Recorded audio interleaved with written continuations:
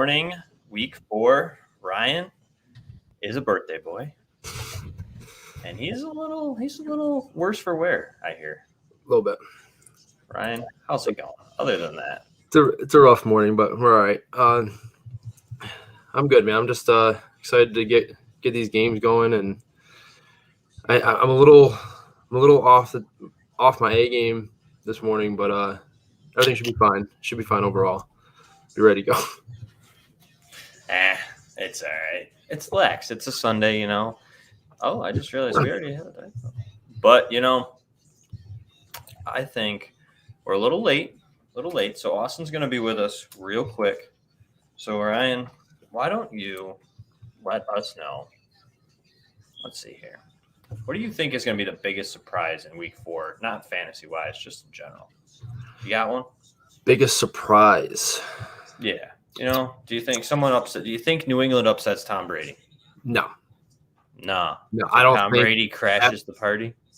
After what the Rams did to them last week, I think he's going to be extremely angry going into this game and having to play New England, a team that he basically feels like was just disrespecting him and didn't want him anymore, didn't feel like he was good enough anymore. I feel like he's going to come out and be he might throw for like 500 yards today. Like I don't think he slows down at all today facing them. I don't know. The matchups for this week aren't really all that enticing, to be honest with you.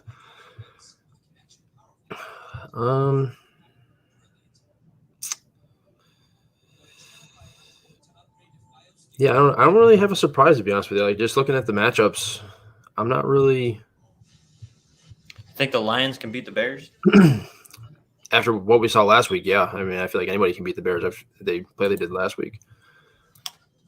Would you consider it a surprise, or would you say, I actually think the Lions are better than the Bears? I don't talent-wise, I don't think they're better by any means, but I feel like at this point, I feel like Dan Campbell's probably a better coach than Matt Nagy is. I mean, I've been pretty impressed with the Lions, to be honest. I mean, they've held in most of the games that they've been in. They've been in them for a while. So, I mean, the Packers game got away from them a little bit, but I mean, they won by a historic lost by a historic field goal last week to Baltimore. And they probably should have won that game. I was just going to say, probability of him hitting that field goal again is very, very slim. Well, granted, if Marquise Brown doesn't drop 3 touchdowns, then they're not even in that game. So they're also sad, but we'll let that go for now because I'm not happy with him. And I was so excited thinking that Bateman was going to play this week. So he's not going to go. He didn't get activated, so no. That's a little bit of a bummer. But I'm anxious to see him get going. Yeah, me too. I hope that the emergence of what Marquise Brown has done recently doesn't really hold it back too much, but we'll have to see. I don't think it will. I mean, he's the only receiver that's really doing much of anything. So, and they're not passing a whole lot still, but with the running backs they're bringing in and their relative ineffectiveness so far this year, they might be forced to throw a little bit more if they want to stay in games. Yeah. No, I agree. And I think that, Le'Veon Bell got activated. Do you think anything else there in Baltimore? You think we're going to see the end of Tyson Williams, or do you think it's just going to get real messy now? Bell hasn't been Le'Veon Bell in, 4 seasons now? But I think his skill set definitely makes me nervous as a Tyson Williams owner. Like I have him in Scott Fishbowl, and I can't trust starting him this week. So I don't think you see the end of him. Like I don't think he just goes away, but he's not going to see that workload that everybody was expecting him to see. They just have too many backs back there now. Now that they've activated Bell, they got Latavius, Freeman, and Le'Veon Bell. So it makes it a little bit more difficult. The first question, Javonte Williams or Trey Sermon with Mitchell out and Robert Woods or Tim Patrick? Full PPR. I kind of like Tim Patrick this week. I think that it could be a big game for both these wide receivers. But Cortland Sutton's going to draw Marlon Humphrey, so I'm kind of thinking that they might lean towards Tim Patrick. And Tim Patrick had like 14 PPR points last week without a touchdown, so I like Tim Patrick as a PPR option this week. Robert Woods still just hasn't. I don't know. He hasn't eclipsed to what I thought he was going to be this season. I think he'll get there. It's just a little bit slower off the rip there. And then I'm all in on Javonte over Trey Sermon. With Elijah Mitchell out, though, it kind of makes it a little bit more enticing because Trey Sermon did have a decent week last week. He did score, 1 or 2 touchdowns, Ryan? He scored 1, I think. Yeah. But he was ineffective on the ground overall. Which isn't surprising to me. But I think here's where I'm going to look at it. If you see Melvin Gordon ruled out before – are they both late games? What do we got? They're scrolling across the bottom. Yeah, they're both late games. I would say if Melvin Gordon is inactive, I would start Javonte Williams. If not, maybe roll Trey Sermon because he's probably due a touchdown, and they are playing Seattle, so they're very bad against the run so far. And we just saw Alexander Mattison take him for 100-plus yards, so I think Trey Sermon's good enough to do that. How about you, Ryan? Yeah, I'm gonna go with Sermon there just because he's likely not gonna share carries as much as Javonte is or share opportunities as much as Williams is.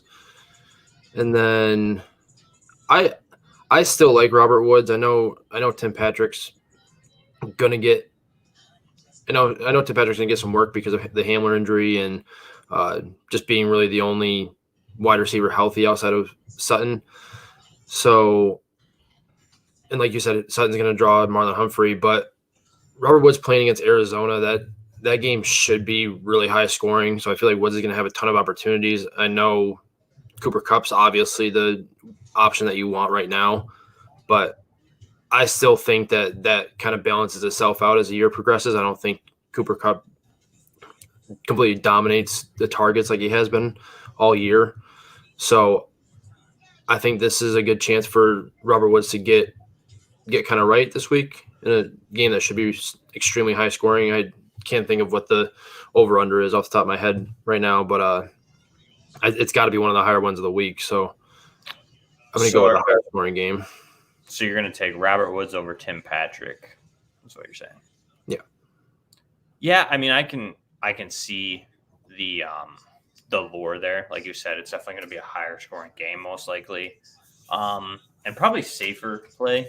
I just feel like Tim Patrick could have a decent upside in PPR leagues this week. So I think both are a decent play, Nick.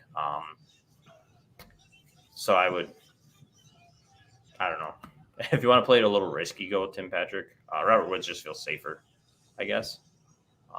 Is that kind of what you're saying, Ryan? I feel like I don't even know if he's really safer at this point. Like we've seen his range of outcomes be decent to bad. So it's not even that he's really safe at this point. I just like the game script that should follow. Like I feel like they're going to have to throw to keep up with Arizona, and Arizona's going to have to throw to keep up with them. So it should be a high scoring game overall. And they might make Cooper Kupp a priority. They might make him the guy that they try to lock down just with how effective he's been so far this year. So it might free up Woods a little bit more to do what we're used to seeing him do up until this year, I guess. Like he's been a wide receiver 2 for how many years straight now, and it doesn't look like he's going to get there if he keeps going the way he's going right now. So I think this is a good opportunity for him to get right and being in a solid game script, like I said, should help his case. All right, Nick. So I like that. So I'm in on, like I said, Javonte if Gordon's out. If Gordon plays, I'd probably start Trey Sermon just because of the touchdown upside. And then I feel like it's a draw. I think it's just going to be whatever you feel safest playing, Nick. It's Robert Woods or Tim Patrick. Both have equal upside to me this week in PPR leagues. So we got, would you start Allen Robinson or a slightly injured Tyler Lockett? This is definitely dicey. Would you ever think week 1 that we would be in week 4 saying, would you start Allen Robinson? No. No, I wouldn't. And just answered my own question. But see, for me, really a tough one. For me, this is where you kind of got to gauge your lineup a little bit, because Tyler Lockett, we saw last week. We saw his floor last week where he just gets really nothing. Like, he was hardly used. I know he was injured, but he also has that. I feel like he has more upside than Robinson. I feel like he has more of the home run upside that you might need in your lineup. And for sure. I think Tyler Lockett's that home run threat. We've seen it, and he's always been that way. You know, that's why he has those boomer bust weeks. Some weeks he goes off and he has the deep touchdown throws. So, right. I see where you're going with that. I honestly, if those are your two options, like if that's, like, say that's your flex spot, I feel like I'd probably go with Lockett until we see Robinson and Fields get it together, to be honest with you. Like, if those – we already know what Tyler Lockett can do with Russell Wilson. We've seen that multiple times now. So, for me personally, I want to see Allen Robinson and Justin Fields pull it all together. So that's – I would go with Lockett until Allen makes me feel like an idiot for benching him. If those are my two choices, that's where I would go. Fair. See, I'm leaning a little bit towards Allen Robinson on the basis of I am afraid that Tyler Lockett could not finish the game. But it's definitely – they both have an equal chance of giving you a goose egg, honestly. But I'm hoping that the Bears just kind of straighten it out against the Lions. The Lions secondary is completely decimated. And I'm hoping that the pass rush can't get the Fields as much, or maybe hopefully Nagy uses Fields on the edges, gets him rolled out a little bit, and gets him more into his game style. So I'm hoping on that, and I'm probably starting Robinson. But like Ryan said, depending on your lineup, if you have a safe feeling lineup and you want that boom type play, Tyler Lockett's going to give you that, where Allen Robinson won't. But if you want a safer play that kind of seems like he's going to get 5-6 targets, probably get you 9 fantasy points, 9 to 10. Allen Robinson seems like that guy. Yeah. Back to Nick. He said, would you start Patrick over Sutton then, since Humphreys is going to be all over him?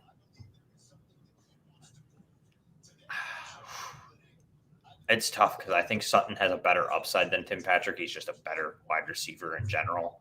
Yeah. But I can see your point, and that's where I was kind of leery on Sutton this week. Depending on your start-sit questions in the matchups, like I would still start Sutton. For example, I had one earlier that I think it was Sutton or Will Fuller, and I just trust Teddy Bridgewater more than Brissett, so that's why I was starting Sutton, because they both have not great matchups. But in this situation, man, that's a tough call. I honestly might. It's risky. Don't get me wrong, Nick, but I think Tim Patrick has a way easier matchup, and I think that he's proven, like, yearly. This always happens, sadly, but last year we saw it when Sutton went down. Tim Patrick was very fantasy viable weekly. Now we lost Jerry Jeudy, unfortunately, for a little time, and Patrick's been consistent the last 2-3 weeks. So I would honestly, if it's a flex play, I would start Tim Patrick over Sutton. If you have other guys in your lineup who are a little bit more consistent or a little bit more established guys. How about you, Ryan? I mean, it's risky and it doesn't sound right, but the matchup to me makes sense why you would want to start Tim Patrick. Yeah, I mean, drawing Marlon Humphrey is never good. My question is if he's actually going to shadow him, or if he stays on the right side of the offense or not. I don't. That's tough, man. I like Tim Patrick, I really do, but I like Sutton's upside a lot more, like overall upside. Mm-hmm. So,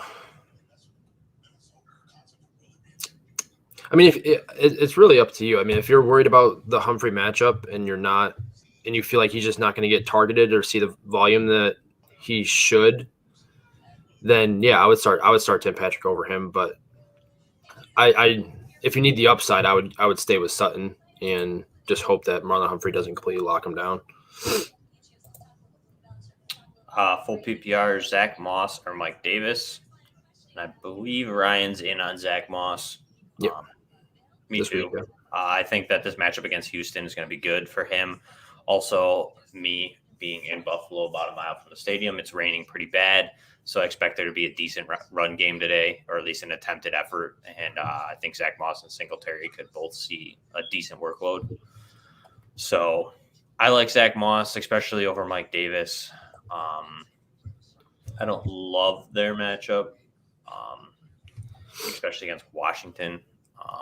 I just don't see that run game getting going too much. And it seems like they're really insistent on getting Cordell Patterson in the run game. So I like Zach Moss. I think that they're both in a split situation, and Moss has the easier matchup than Mike Davis does this week. Yeah, and Buffalo's favored by like 16.5 in this game. So I would expect a pretty positive game script for Moss. Yeah, I agree too.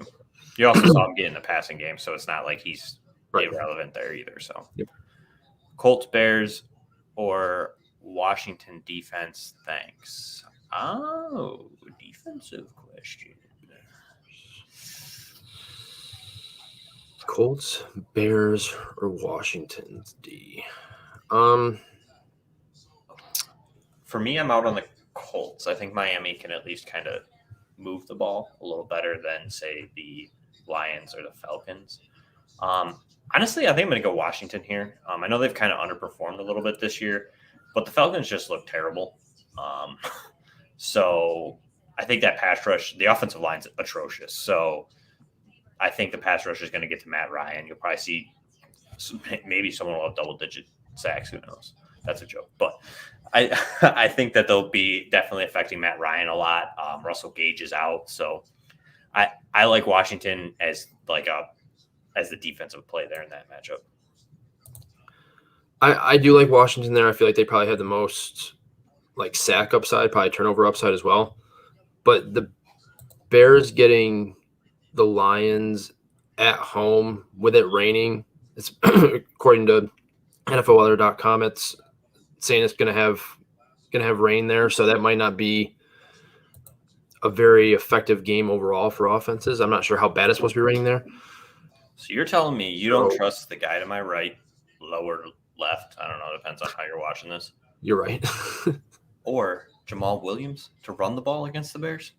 I mean, I do. They're both talented enough to do so, but I'm just saying. And I already said Washington does have much more. I feel like they have much more sack upside, and they probably have more turnover upside. So I'm just saying, like, if you wanted to go with the Bears and at home in a probably bad weather game, it's not a terrible idea. But I would probably go Washington just for the upside of the sacks and the turnovers. I agree. All in on Washington, Mark. Fournette or Melvin Gordon or Antonio Brown or Sutton for flex? That's Gordon and AB for me. Yeah, keep it. Obviously, Melvin Gordon's a late game. Fournette's the last game of the night. So keep your eyes on the injury report. I know Gordon was kind of questionable rolling into this, so Gordon might not even be playing. So he might be able to answer you there with the Fournette or Gordon. And then, I'm in on AB over Sutton. I think without Gronk there, and we mentioned it earlier in the show, Ryan thinks that Tom Brady's going to throw for 35 touchdowns tonight because he just is going to decimate his old team. So I'm in on AB too. All right, real quick.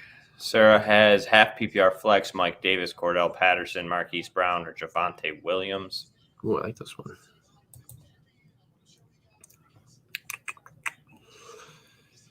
Ooh. We're also going to bring in Austin so he doesn't have to sit in the background. What's up, Austin? Hey, Help us answer these couple questions. What's going on, fellas? How you doing? Pretty good. Happy Sunday. Happy Sunday. It is. Half PPR.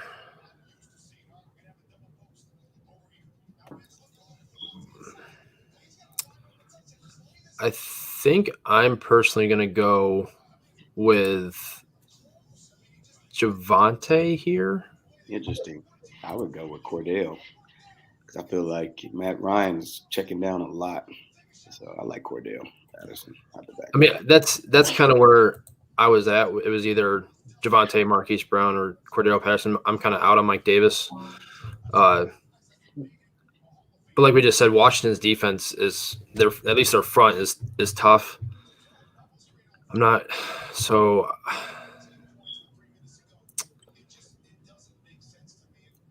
I don't know. Cordell Patterson does offer more like overall flexibility, I guess. Like he's gonna get touches in more ways than these other two guys are. I'm very disappointed in Marquise Brown from last week, so I don't really want to put him in my lineup because I'm just mad at him. So I cannot believe I was watching that game. I was like, those type of drops are just crazy. And you don't see those type of drops in the NFL like that.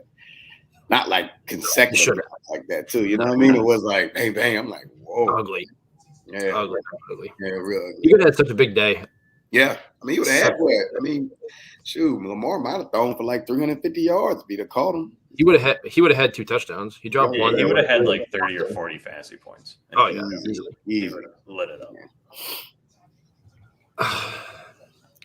I mean, well, Ryan, I guess I'm wrong. Marquise Brown's probably got the most upside there.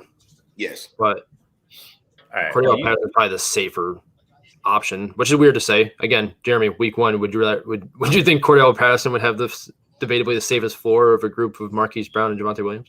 No, because I'd roster him everywhere. But I'm going to play it this way. I like Javonte and I like Marquise Brown in this situation. So I'm going to go and I'm going to play it till game time. You're obviously going to miss on Davis and Patterson because there's a 1:00 game. But I'm going to play it till game time. And then if Melvin Gordon sits, I don't know if it's been proven. He's expected to play. Oh, he is? Ugh. Mm-hmm. And I'll probably take Marquise Brown. Yeah, I just looked. Yeah, I'll take Marquise Brown. I think that the Ravens are going to have a hard time running against the Broncos defense. They're going to have to pass. So, and with Bateman not playing, Marquise Brown's the clear target favorite there for me. So I'm in on Marquise Brown. Just the Falcons against Washington football team I don't want anything to do with it. It's fair. So, all right, real quick. Then we'll let Austin take over with his injury reports. Dak or Stafford?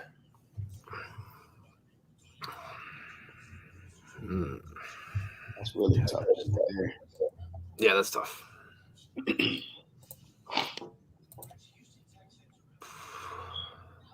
I'm going to take Dak. I think that the Panthers defense, especially with the secondary being as injured as it is, I think that the Cowboys they just throw more than the Rams are gonna. I think that Arizona defense is very underrated at the moment, and I think that Stafford isn't going to have a crazy big day. So I feel like Dallas could still have a big day against the Panthers today. That secondary scares me. CD Lamb, Amari Cooper, Blake Jarwin, Dalton Schultz. The weapons are too good for Dallas, for the Panthers to lock them down completely, and I think that Dak will have a big day. So I don't know about you guys. I mean, Carolina's a pretty tough defense against the pass anyways. I mean, they're allowing bottom to bottom against QBs. That was before Jace Horn went down. And look at who they played. One of their games was Davis Mills. Matchups have been really poor as far as quarterbacks. It's Davis Mills and Zach Wilson is 2 of them. Come on. So I don't even know what the third one is. I just know it's bad, probably. I just know Stafford and Kupp, that connection between them two. I mean, it is nice. And I like their downfield shots that they consistently are trying to hit on. So Stafford for me. So. That's fair. I feel like there's no wrong answer here. I think they both could have a good game. I mean, you're just splitting hairs now here between who's going to get you 25 versus who's going to get you 20. You know, that's kind of how I feel. But that's fair. All right, real quick. Got another one. Half PPR flex. Robert Woods, Brandon Cooks, or Trey Sermon. I'm out on Brandon Cooks. I think he's going to have a bad day. Not necessarily terrible, but the Bills are very good. That front pass rush is extremely good right now, and Davis Mills is in for a bad day. It's also raining pretty bad here right now, so I'm out on Cooks, and I'd probably shoot the upside for Robert Woods. I think he's could have a big game, but I've thought that all year, so we'll see where that goes. But you know it's coming. It's coming. It's coming. It's only a matter of time, right? Yeah, a matter of time. So yeah, I'm kind of torn here because Cooks is going to get peppered. I think like they're going to, if Buffalo's able to move the ball like they did the last couple weeks, they're going to have to throw to try to keep up. And Cooks is going to be the guy that's going to see the majority of the targets. So in half PPR, I really like the volume play there, but it's so hard for me to sit Robert Woods in the matchup that he's got. I just feel like Brandon Cook going in a high scoring game. Yeah, even in the volume play though, like is Davis Mills gonna have time to throw the ball? Yes, that's where I'm at. You know what I mean? Like, yeah, they can drop back 45 times, but how many times is he actually gonna throw it? And then accurately too, right? Yeah, accuracy. I get what you're saying, right? And trust me, I love Brandon Cooks all year, even with Davis Mills. I just think that right now the Bills are just playing so well defensively that it's hard for me to start him because he's going to draw Trey White for most of the game, and I just feel like there's not going to be time there. That I just don't. So and you said the weather too. The weather makes it another big. We could see a lot of Phillip Lindsay, David Johnson, Mark Ingram, and just not that they're going to be affected that way either, but they might try to slow the game down because they know they can't keep up. It's fair. So who are you with between Woods and Sermon then? I'm with Woods. I just don't like Trey Sermon. I mean, he has touchdown upside because I saw Elijah Mitchell's out, right? Someone had said earlier. Yep. I mean, so he's got a decent touchdown upside. I just think Robert Woods could have a bigger game. So that's where I'm going to go. I feel like this is if it's a flex play, they've already got 1 or 2 to 3 wide receivers that are like safer plays, in my opinion. So I'm just guessing. I don't know what the rest of the roster is, but yeah, that's fair. Are you nervous at all about what Kyle Shanahan came out and said about Deebo Samuel being a pretty good running back as well? Like they were hinting towards using him more as a running back this week or in that role. Yeah, I mean, he hates Trey Sermon, so I mean, at this point, he just has to use him, and everybody else is hurt. So right, last man standing, Right. All right, Ryan, you have any before we jump to these next two? You got any injury questions for Austin? Or Austin, you got any? Not at the moment. No, kind of let just Austin do his thing, and I'll look around a little bit and see if I can find anything interesting that he doesn't mention. So looking right now. Game time decisions. We got Kittle. I would probably lean to him playing. Elijah Mitchell, as y'all said, is already out. And then Josh Jacobs is probably going to be doubtful. A game time decision, but I would not expect him to play. His practice reps and his practice participation doesn't lend to him being ready yet. I think he's getting there, but would not expect to see him this week. As we know, we got Rob Gronkowski out. Claypool out, and then Dalton's out there. So just run down a few of the ones that I think are a little bit more imperative to certain game matchups. I'll say Dalvin Cook. Real quick though, George Kittle, like the calf injury or whatnot. Do you expect him to be? Do you expect it to linger? Like, is he startable, or do you feel like he's kind of? You maybe want to try and stream a tight end. Nah, yeah.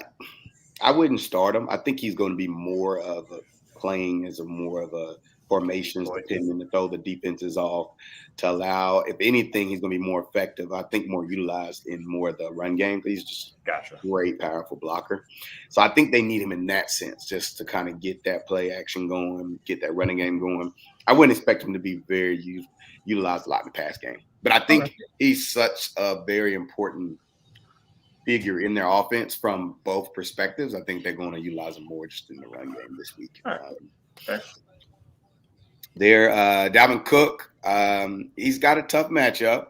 He did have to increase practice reps this week, so I expect him to play. I just say maybe about 15 to 20 touches with some upside there. I think you want to watch a limited workload there. I think if he capitalizes on his touches, I think he'll be good. But I still think we're going to see Matson in there sharing some of the workload. And again, they want to be very cautious with Dalvin Cook just because he has had a lot of soft tissue injuries and ligamentous injuries since he's been in the league. So think Madison's flex viable.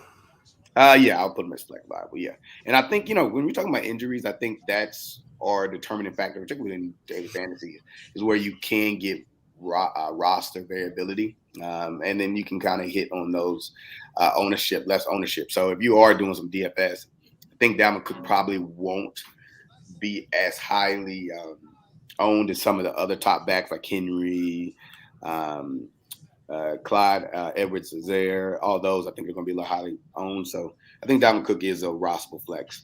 Oh, I was referring more to like Madison with that limited workload for. I feel like if Dalvin Cook's active, I feel like you have to start him just because of that upside. But yes, with Madison, do you think he's flex viable given that they might in fact give him some run with Cook being limited? Yeah, actually, I say I would. I do expect only about 15 to 20 touches to Cook. And he's in a tough matchup with the Browns. So, again, I would say 15 to 20 with upside. And then, like I said, I would lean on Matson. I think he would be a good flex, particularly on goal line. Kirk Cousins has got their offense moving the ball really, really well. Yep. So he might get some of those goal line red zone touches as well. So, yes, I would say he's a viable flex for Dalvin Cook there. See some other players that made some touches on. Jonathan Taylor. So he's dealing with some fluid in the knee. I would cause that to be more nagging than serious. I think you expect him to play. That's probably dealing with some potential meniscus injury. So a lot of times when you have like the internal derangement of solid inflammation and swelling in the knee, you're talking about some level of meniscus injury. That's something that's probably going to linger majority of the season. And like I said, it's going to be more of a nagging thing. I wouldn't be surprised if he maybe had a knee scope or something to clean it up maybe the end of the year. Again, the limitations continue because of the Wentz and the OL injuries, particularly with Nelson IR. So I don't know. He's one of those I would stay away from a fantasy perspective, just because everything else that's going on with the team. So just be wary of that one. But I would expect him to play. Daryl Henderson, running back. I think he's had some improvement with some of the rib cartilage as far as the pain output from that area. So expect him to play. Even though Michelle's starting to get more capable of a full workload. He showed that last week. So that's one of them that, be cautious of, even though Henderson's coming back. Again, you do have some of that in-game risk management issue because of pain. So, again, I would say committee work like that in that week. So I would think they will split touches. There, I'm expecting like 10 to 15 touches with some upside there. So that's the running back position. Tyler Lockett, I know the Thursday did not practice is worrisome a little bit because a lot of times when somebody doesn't practice late in the week, they don't play. But he practiced full Friday. And I think more than likely a full workload would be likely for but watch some of the production to drop a little bit for Lockett. But I do feel like he is going to have a full workload. But again, I think some of the production will dip a little bit. Yep. And those are the main ones I definitely hit. If you had any questions other than that, let me know. But again, and then also Josh Jacobs, like I said, I would lean him more to being doubtful. I know people are saying he's, they're optimistic about his status, but I don't. I would be kind of on the cautious side of rostering Josh Jacobs on Monday, even though it's Monday, so it's tomorrow. But just wanted to throw that one out there as well. Yeah, it's definitely a good one to talk about because it's concerning. Like if you're planning on starting him, like if he doesn't play, you have to have a backup option there because if he is out, you know what I mean, or you play somebody today and just negate the risks that he's not even. I'm kind of out on Jacobs this week on that basis of like the injuries aren't great, they're stacked up in there, and then you also have Peyton Barber who's looked really good, and you still have Kenyon Drake, so it's kind of like I'm a little bit off on him. So I'd agree. And then like I know Adam Kaplan. And he's a pretty reputable, football insider. And he said that he says very questionable. And to me, I've followed some of his stuff as far as injuries. And to me, that leads me to be very questionable. It's more like doubtful. and doubtful is about 25%. So I know there's a big take there on like Derek Carr's comments earlier this week too, kind of basically leaning towards like a hate towards Jacobs of basically like we've been playing well, like we don't need him. If they're worried that there's some injury there, they might sit him just and be like, okay, we are playing well, we can get by without you this week. Heal up. We got 17 game season this week. So, and I will agree, and they are playing well now. That is because of Derek Carr's play. But I expect some aggression from Derek Carr. I just don't see him keeping this high level of production and efficiency for sure this far in. So I mean, even with him, I know he's speaking highly of himself, because that's kind of a tooting his own horn when he said that. But I would expect some aggression here soon. I just don't feel like he can keep this level of play up for 7, 8, 9 weeks. I think the only way you can really trust to start Jacobs at all is if you have somebody like Peyton Barber in there that you can plug and play just in case he's out. But I probably wouldn't. I'd be looking for other options regardless. I think. Yeah, and that's even that. Like they're playing the Chargers. Your only other real option there is Austin Eckler, and like he's going to be rostered. I'm not trusting Justin Jackson or Larry Roundtree to plug in instead of Jacobs, so I'm just out on them and playing somebody better, unless I don't have another better option. You know what I mean? So, but Austin, if you want to hang, you can. If you want to roll, you can roll. Oh no, man, we'll hang out a little bit, and then I can hit whole morning. So I hit up some maybe have questions, and also just put in some other things that I hear us talking about. So we got Hines, Kirk, Davis, Jamal, and Beasley. 0.2 PPR. It's an interesting format. Weird. Interesting. So if you're there, Peebles, is it Gabe Davis or is that like Mike Davis? That's going to be a question. Honestly, I kind of like Cole Beasley here. It's not like a full PPR. But he was really involved. I mean, he did see 12 targets last. Oh yeah, Justin. Could be Corey Davis too. Yep, it's Corey.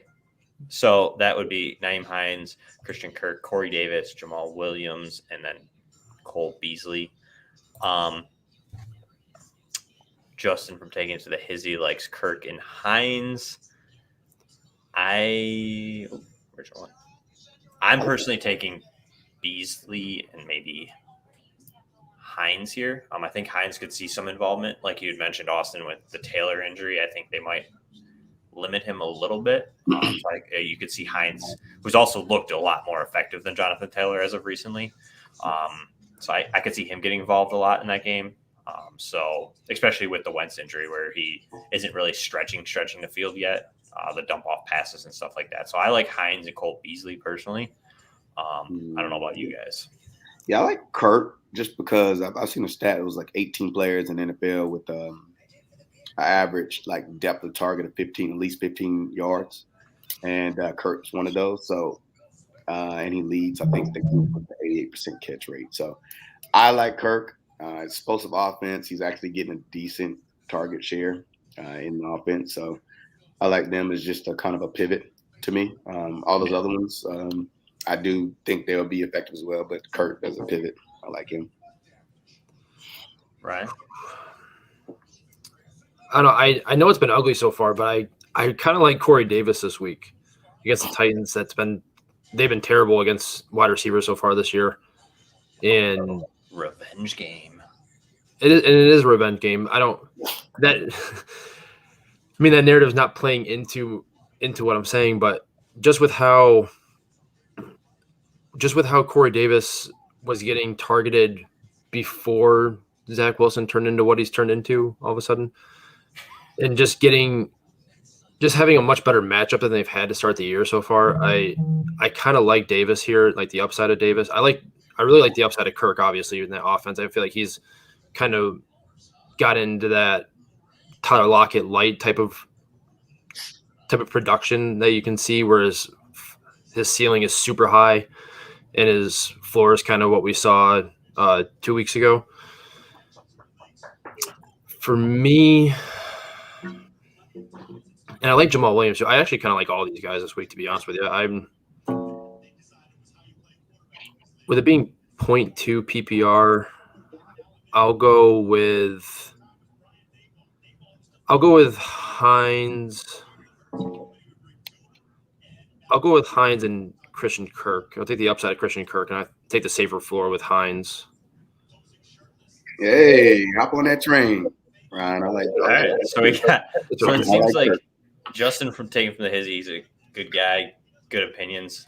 He likes Kirk and Hines too. Mm-hmm. So it seems like Kirk and Hines is the winner. Hines is definitely a play there. I think all of us like him, and I'm the only outsider who likes Cole Beasley. So, but I respect you're also a homer. You're a homer a little bit too. A little bit of homer there, but I like Kirk too.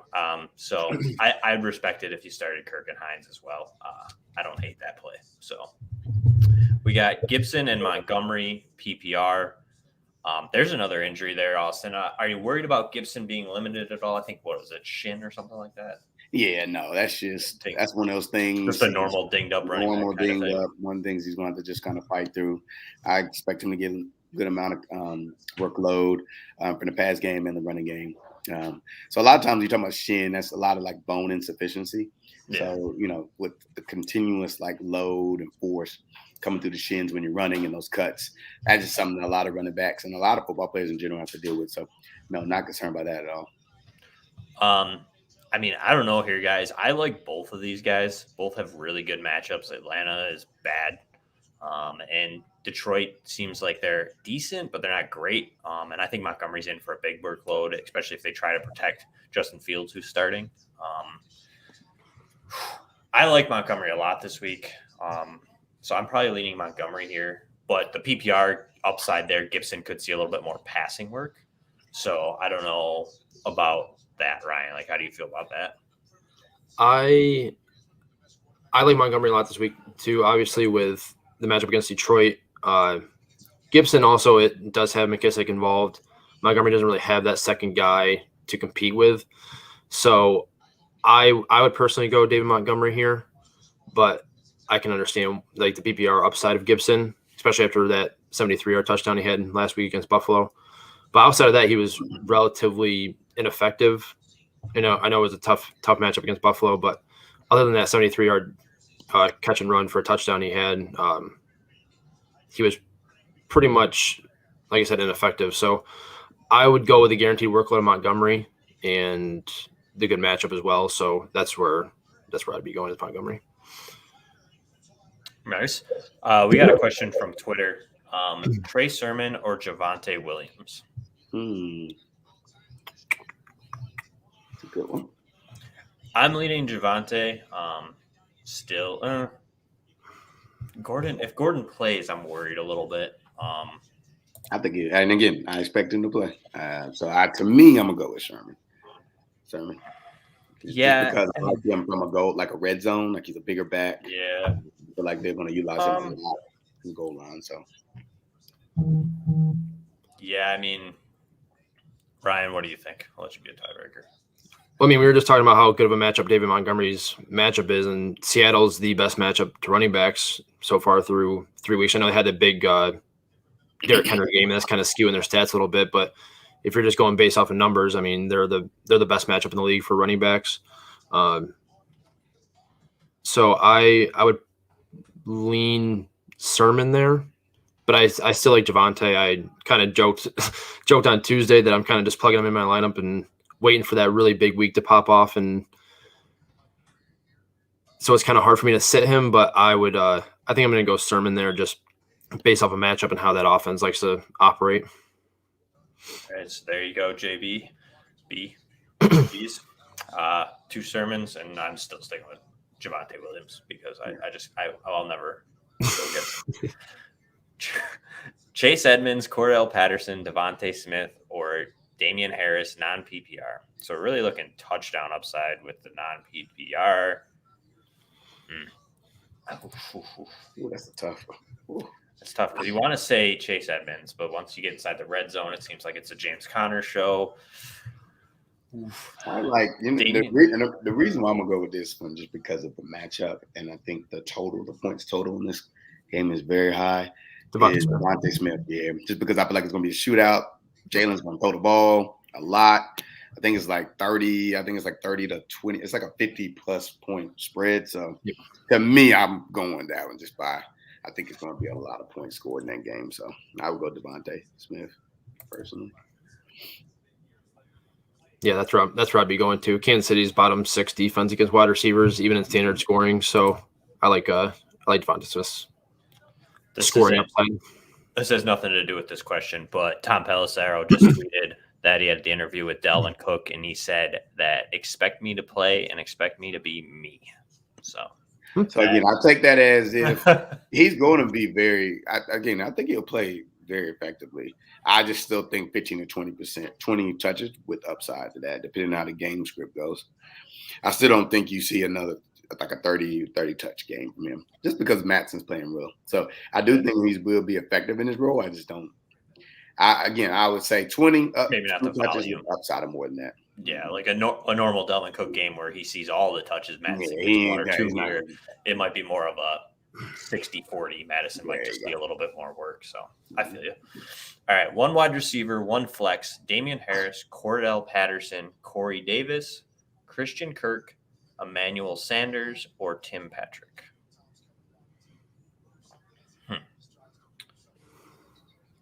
So wide receiver, I'm probably leaning. I'm just gonna throw one out there. I'm out on Damian Harris this week, so he's not in. Eventually. Yeah, Damian Harris for me is an out. I also kind of really don't like Cordell Patterson against Washington. I'm honestly probably gonna take 2 wide receivers in this situation and probably go I'll go Corey Davis. Although he hasn't looked great, it is Tennessee, who is, like Ryan had alluded to earlier, really bad against wide receivers. So maybe the Jets can get something right here. So I like Corey Davis, especially if it is PPR. And then, honestly, I'm going to – all right, one of you guys go. I'm really – I like all 3. I like all 4 of these wide receivers, so I feel like you can't really go wrong. So I'm going to go going against the grain. I like Tim Patrick, and I'm a Ravens fan, but I know we're beat up in the secondary right now. Teddy Bridgewater, and I think Lamar lead the league in yards per completion. So, again, he's one of those sleepers. I like Tim Patrick, and then that'll be one receiver, and then my 1 flex probably would be Kirk. So, like I said, I would go 2 receivers. So, Kirk and Patrick would be mine, and I see Corey Davis as a nice little slick play as well. But to me, you definitely would use 2 receivers there. I get Tim Patrick as my receiver, and then maybe my flex, Kirk or Davis. Yeah, I like that. I like Tim Patrick this week too for exactly what you said. Humphreys is going to kind of probably lock down Sutton and leaving. I think aren't you guys? You said a Ravens fan, aren't you? Don't you have isn't he a rookie left out there, or was it? No, so we had Tavon come back from injury. We had Anthony Averett, which has basically been playing a really great 3-4 role. But this year he's a starter, but he's injured. And we had called up a practice squad guy, Kenyon. Oh, okay. I couldn't remember what it was. I remember he wasn't they kind of were not super well known. And I mean, we've been getting lit up in the air every game, and we blitz a lot, so it puts a lot of stress. I think we're number 1 blitz team in the league as far as rate and percentage. So it puts a lot of stress on there, and that was really the biggest part of the Marcus Peters injury. Was schematically, you can't change that scheme that much, but Peters, especially that late. Yeah, and he's such somebody that he can gamble. You know where he's going to be, and he kind of eliminates some of that risk with blitzing. And I think that's a lot of teams are trying to get us through the year. So I would say definitely for sure Tim Patrick. He's a sleeper, I would say. Yeah, I like Tim Patrick too. So I'm going to say Corey Davis and Tim Patrick. But again, like you said, Davis and Kirk are pretty even. So, Ryan? If it wasn't for the weather up in Buffalo, I'd go with Kirk and Sanders here just because of how Sanders is being used in that offense. I like the upside that he's showing so far. But with the weather being how it is and the game script going the way it's supposed to go, I'm going to go Kirk and Tim Patrick here as well. Justin with another nice comment endorsing Tim Patrick. Patrick has more touchdowns than missed targets through 3 games. So Tim Patrick isn't bad. And that's a thing, I think a knack that he kind of gets that he's not great It's just, I think because his name's Tim Patrick, it's two first names. I think people just don't like it. He's a solid wide receiver for real. But he's very good. You know what I mean? He's proven it yearly.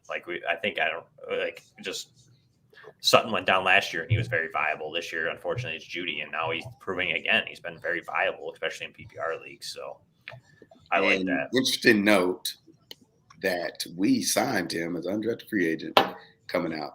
So, it's very like the irony that's very like high because, receivers and Ravens have always been an issue. The Bills are terrible at it. That one position. Logan Thomas. Yeah, and then yet you get somebody like him, and then Darren Waller, all these guys. Lynch. Man, you name it. The Bills were a farm team for a while. Yeah, don't worry. They really were. Jalen Waddle or Robert Woods at flex, and Miles Sanders or Jamal Williams RB2. I like Jalen Waddle's upside, especially in PPR. I think that they're going to get him involved a lot. They want to use him. I think he's had double-digit PPR points every game this season. So I'm in on Jalen Waddle. He's also so explosive that he could take it to the house at any moment. So he's definitely got that big upside there, more than Robert Woods, in my opinion, even though the game script probably leans Robert Woods. But I just like Jalen Waddle's explosiveness, and I think the way they want to use him. And then running back, I'm probably taking Sanders.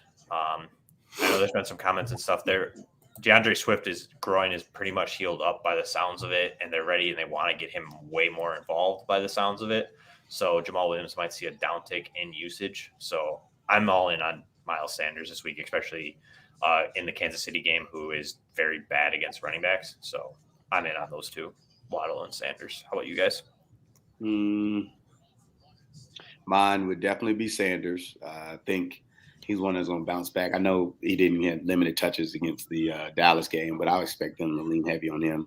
They need to. It brings more versatility to their offense. And then I like Waddle as well. I think didn't he have like 12 catches or something absurd last 10 week? Catches on 12 targets. Yeah. So I mean, they're definitely trying to force feed him. I think he has a good connection with Brisket, Jacoby. So I would say Waddle and Sanders as well. I will say I like Waddle's upside in his floor really in PPR leagues, but Kenny Moore is one of the best slot corners in the league. So with that matchup, I'm kind of hesitant in terms of starting him, but he's got big play upside. He's a guy that all it takes is one for him to really pop off and be worth it for you to be in his lineup. So I'm going to go with Waddle, but just be mindful of the matchup with Kenny Moore over there in Indy. Yeah. I'd agree with that, but I still feel like from an athletic standpoint, I just don't see Moore he is a good receiver, but good nickelback, but I think that's a tough matchup against him. So, all right, DJ Moore or Odell non-PPR. He likes Odell this week. This is a tough one. Both are going to see a decent target share, but both tend to struggle to get in the end zone. And I feel like in non-PPR, that's kind of what you're shooting for is touchdowns. But I think Odell probably has a touchdown upside more than DJ Moore. So I'm going to take Odell here. It's close, though. I think from sheer volume, DJ Moore. Because I think the Panthers are probably going to get down. I think it might be a shootout. I think there's going to be a lot of explosive plays, a lot of throwing, particularly with Chubbard being your lead, RB1. So I feel like they're going to probably lean on Darnold a lot. So I just think from volume standpoint alone, I think DJ Moore. Because you got to remember Odell and them, they still have Chubb, and, they got really strong running game. Yeah, so I still think from a volume standpoint. 3 decent tight ends. Right. You know what I mean? From a volume standpoint alone, I think DJ Moore. But that is a tough one, though. Ryan? Yeah, I love DJ Moore with how he's been so far this year, especially last week. I mean, he saw a ridiculous target share last week. And going against Dallas, I know there's a Trayvon Diggs that been playing really, really well for them. But like Austin has said, I mean, just on sheer volume alone, I like DJ Moore a lot. Odell does have Odell still has that big play upside. Like I don't think he's lost that much to where that upside's gone. So he very well could take a 60-yard pass on a slant to the house like we've seen him do before. And then I look foolish because DJ Moore doesn't score a whole lot of touchdowns usually, but I like the volume play. And if Cleveland is able to establish a run and get out to an early lead, then it could cap OBJ's upside. So I like DJ Moore in a game that they are likely going to be trailing against Dallas. So I would go DJ Moore there, but it's tough because, like I said, OBJ has that game-breaking ability still. So I would go DJ Moore, but I like Odell too this week. All right. So looks like 2 DJ Moores and an Odell for you Bronco plays. Twitter question: Odell, Evans, or Sermon? Sit 1 half PPR. So Odell, Sermon, or Mike Evans? Yep. Sit 1 half PPR. So he's starting 2. So who are you sitting out of those 3? Odell, Sermon, and what was the last one? Odell, Sermon, Mike Evans. Mike Evans. Oof. I love the Bucs offense this week, just because like I said earlier, I feel like Tom Brady's just going to go nuts. I'm sitting Odell if I had to pick one of those 3. If it's PPR, I like Odell more than I like Sermon this week, though. Half It's half. Makes it a little bit more interesting. I'm going to sit Sermon in that situation. Interesting. I like Ryan had said, I like Mike Evans this week in that offense without Gronkowski, especially once you get to the red zone. Yeah. He's going to probably get targeted more than AB and Godwin. So I like that. And I like the volume that Odell's going to get. He is really the only passing option there right now as far as wide receivers go. And I think that game sneakily is more high scoring than we think. So I like those 2 playing. So I'm going to sit Sermon just because, I mean, I know it's a good matchup and he's the only guy left. I just feel like the upside in Odell and Evans is way higher than Trey Sermon, because even last week Sermon didn't look great. So yeah, that's fair. I like the upside. I do like the upside of both of those other guys. I like the upside of Sermon too. Like I said, the matchup's great, but they might be forced to throw the ball, especially if Russ gets going and Lockett and DK Metcalf kind of do their thing. So they might be forced to throw the ball a little bit more. So yeah, I'm going to go with the upside of Evans and Odell there. We got here Gaskins or Hines half PPR. I'm going to take Hines on the basis that he's kind of the guy right now as far as the passing game goes, because Carson Wentz isn't really stretching the field. And he saw a lot of volume, and the JT injury, it's not substantial like Austin's getting at earlier, but it's enough that I feel like they're going to kind of limit his workload even in the run game. So, and I like the Colts against the Dolphins defense versus the Dolphins versus the Colts defense. Yes, I would agree. Hines for sure. Just because of how they use him in the offense. You know, he's going to get some touches out the backfield, receptions, screens. So yeah, I like Hines. Yeah, I'm Hines there as well. I mean, Miami's given up second most PPR points to running backs, and Indy's a top 12 defense against running backs in PPR. So I'm going to go with Hines. Thielen, Hopkins, Lockett, McLaurin, start 3 half PPR. I definitely like Terry McLaurin against Atlanta. Hopkins against the Rams. So I'm a little worried. It's hard to not start Hopkins. Thielen, for me, McLaurin and Thielen are 2 must starts. I like both of them. Hopkins is tough. I don't know how you feel, Austin, about the injury. Last week, he kind of gave us a dud. I don't know if it was more just injury based that they were kind of limiting his targets or whatnot, or it just ended up being defensive scheme. I don't know how it went down perfectly. You know what I mean? So I am still a little worried, especially because I feel like he's going to draw Ramsey. So, but then Tyler Lockett's also hurt. So it's kind of like, And that's what would you rather have, because what if Lockett doesn't finish the game? Because I know his injury, I think, is a little worse than Hopkins. I would sit probably Lockett just because I feel like his production is going to drop a little bit this week. I expect that just from as he comes back from that hip knee injury. I know it was initially a knee in the game, but then they listed it as a hip.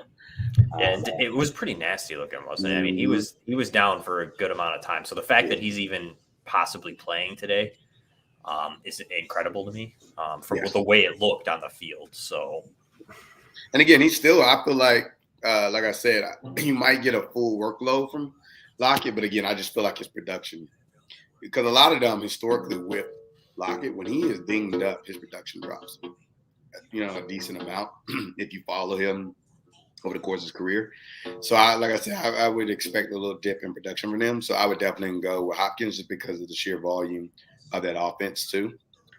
So, I would go with those other three and then sit Lockett. How about you, Ryan? I honestly think with these guys, I think I'm sitting Hopkins, to be honest with you. Going against the Rams, he's never played well against Jalen Ramsey. He's always kind of been locked down whenever they go head-to-head. And coming off the injury, coming off a bad week last week, Hopkins does go in these stretches where he gets into these single-digit PPR points because whether it be injury or bad matchups, whatever, he does have stretches in his career where he goes 2 or 3 games in a row where he's not the same. So he might be in one of those stretches right now with just the combination of everything between the injury and the matchup. So it's as hard and crazy as it is to sit DeAndre Hopkins. If those are my options, I'm probably going to go with those 3. Fair. Yeah. And that's a go. I mean, that's fair because I think, like you said, this year the areas on offense is definitely spread out, and I don't think you're seeing nearly the much of domination from a target share perspective we did last year. So I can definitely, understand that your rationale with that one. Yeah, for sure. So it's pretty much a coin flip between Hopkins and Lockett, it seems like, for a lot of us. I'm leaning just starting Hopkins on the injury concern. I don't trust Tyler Lockett's injury to be like all of a sudden he's going to be what he has been. So I'm just leery there.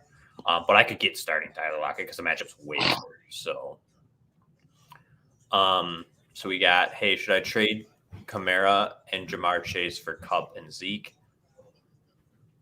If this is dynasty, no. Redraft. Even in redraft, I don't think I'm going to be honest with you. No. It's a lot closer in redraft for me. But I agree. I think I'm still holding Chase and Kamara. Yeah, hold that. Definitely hold that. I just think Jamar, it's tough because Cooper Kupp just looks so good right now. But Zeke, though, that's the one you're not getting. Yeah, but you're not getting it out of Kamara this year either. So, you know what I mean? But I feel like Kamara will be more of a focal point in the offense going forward than Zeke. Yeah. So, I guess Kamara you could look at as has nobody really behind him. Yeah, Tony Jones is our Twitter darling and Sean Payton's darling, but he hasn't been really involved. Where Pollard looks very good. So Zeke is in kind of some trouble there. I'm not saying he's going to overtake him, but he could be because Pollard's definitely way better than Tony Jones. So, and let's be honest, you can tell there's been a fundamental shift somewhat in the Cowboys offense. Dak's running that offense, man. That's how Dak centric. I think 2-3 years ago, you're right. Zeke. Yeah. But it's definitely shifting to Dak kind of. Of that. So. Yeah, especially when Michael Gallup comes back, I could see that. Mm-hmm. So I think we're gonna say hold Kamara and Chase there. Yep. Sermon, Smith, or Patrick. Happy belated, Ryan. Ryan's struggling right now, Austin. It was his birthday on Friday, and then yesterday. He went out last night. It was your birthday yesterday. Yeah. What do you like drinking? Beer? You're a beer guy? You a whiskey? Honestly, I'm not really picky. He was mixing, so he's Lord, dang, you gotta know better than that, Ryan. You can't mix now. No, before we had a party at my house, and before during the party, I was drinking Crown Vanilla and root beer, so it tastes like a root beer float. Really good, delicious, strongly suggested.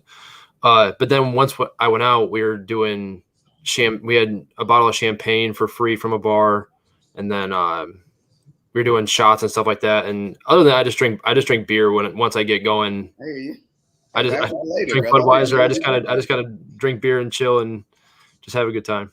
Well, hopefully the Bills get y'all a dominating win for your birthday, man. You know, that's what I know. A couple people ask me if I'm going up to the game tonight for my birthday, and I'm like, tickets are just too much right now. They're expensive. I can't do it. Man, the same thing with since Lamar came to the Ravens, I used to go every year, man. And damn, tickets is too much. Man. It's nuts. Yeah, I also like to sit there and watch Red Zone and switch in between. Really? Yeah, I love Red Zone. So Red Zone's my thing. I'm out on games, and I live down the street, so. But literally. I mean, honestly, how crazy is it there? You know, with Josh Allen, I feel like he's changed y'all whole it's crazy. You know what I mean? It's amazing how one player can do that. You know, you used to be able to walk through Wegmans on a game day, and people would be like, "Oh, there's a Bills game today." Now you can't. It's everywhere. There's Bills gear in every store you go to, gas stations everywhere, and people are always wearing stuff on game days, non-game days. So definitely a good thing for a football fan. But question. I'm going to lean Tim Patrick. Austin made some good points about his Ravens having some struggles in the secondary. I think Tim Patrick's in for a decent game today. So, yep, same here. Tim Patrick. You guys like Tim Patrick over Devonta Smith against the Chiefs? Yeah, because Devonta Smith to me, you could see him disappear. Jalen Hurts worries me. I like Teddy Bridgewater over Jalen Hurts as far as accuracy and actually physically getting the football to a player. So, and where's that game? Where's that game at? Is it in Philly or Kansas City? I believe it's in. That's a good question. In Kansas. I think it's in Philly. Yeah, it's in Philly. Oh, okay. Well, then maybe Ron, to your point, because of where the matchup is, maybe Smith. If that game was in Kansas City, I definitely would lean away from Smith. But maybe a toss-up then because of where it's at. But I still lean more to Patrick just because I like the way that he's utilizing that offense and then with the injuries on the opposite side on the defense. But Smith is close, though. That makes it a little closer with it being at home. See, I feel like Devonta Smith in such a high-scoring game and being the main focal point of the passing game in a game that they're going to have to throw to keep up, I think Smith's a better volume play. I get the upside of Patrick, but he does have Sutton opposite of him, who's a better option than Jalen Reagor. And that game, the Kansas City-Philly game, should be higher scoring than the Baltimore-Denver game. So I would go with the I just feel like Smith has a higher upside over Patrick. What I will say, though, that I don't like that Sutton and Marlon Humphrey matchup. No, I don't. Humphrey, the way he's physical with him, they're about the same size. He can run. I just don't see Sutton really dominating Humphrey. I think Humphrey actually wins that matchup. So that's why that's fair. That's fair. All right. We got bench 1, start 2, Rondale Moore, Trey Sermon, Javonte Williams. I'm probably benching Rondale Moore here. Yeah, me too. I like the 2 running backs. I know Rondale Moore can pop off at any moment, but Trey Sermon getting Seattle is a nice matchup. I still don't like Trey Sermon, but it's a good matchup. And I think Javonte Williams sees enough. He's a safe play. Rondale Moore could really give you 0 points, depending on the matchup. But he's a sneaky play because you do, like we had alluded to, Jalen Ramsey's probably going to lock down DeAndre Hopkins, and then you got Kirk, Rondale Moore, and AJ Green. So I don't know the game plan with the pass rush. They might be getting it out to Rondale Moore a little bit quicker. But I still feel like it's safer to play Sermon and Williams. I don't know about you guys. Yeah, Rondale Moore sit him just because you just don't never know what you're going to get from him. I don't even know if he can return the value from a points per salary perspective. So whenever, to me, that's what I always go from sits, particularly in daily fantasy is when I look at that, even when I play my yearly fantasy, is will he give you back the value? And I just don't see Moore giving you the value back. The other 2 probably will. So. Yeah, I like the 2 backs as well. Rondale Moore definitely could see some manufactured touches against that Rams pass rush. But like you guys said, his ceiling's probably higher than those 2 for sure. But I feel like his floor is probably much lower. His floor realistically probably is 0 points. So I would go with the 2 safer running back options there. Fair. Quick Twitter question. Joe at Joe UFLA. James Washington or Jamison Crowder for wide receiver 3 slot. I'm going to take Crowder without Elijah Moore in there. I think he's should get pretty much peppered how he always has, is my opinion. But especially if it's PPR. How about you guys? With the lack of downfield passing, that severely affects James Washington's ability to affect offense. I mean, that's really what they drafted him for the vertical presence. And right now, Big Ben is not pushing down football down the field. I think he's like 4.5 or 4.7 yards per target, which is very, very, very low. So, yeah, James Washington, to me, for what his role is in that offense, because they're not pushing the ball down the field, yeah, James Washington is a stay away from me for sure. So, Crowder? Ryan? Yeah, I'm going Crowder. All right, clean sweep.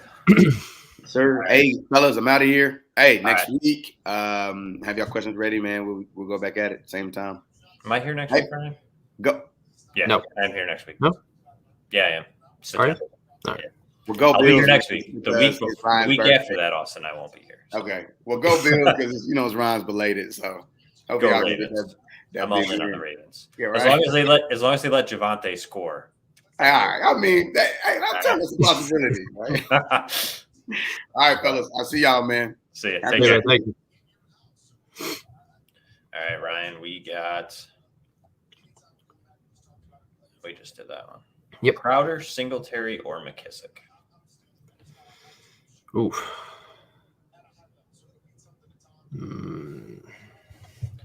I'm going to take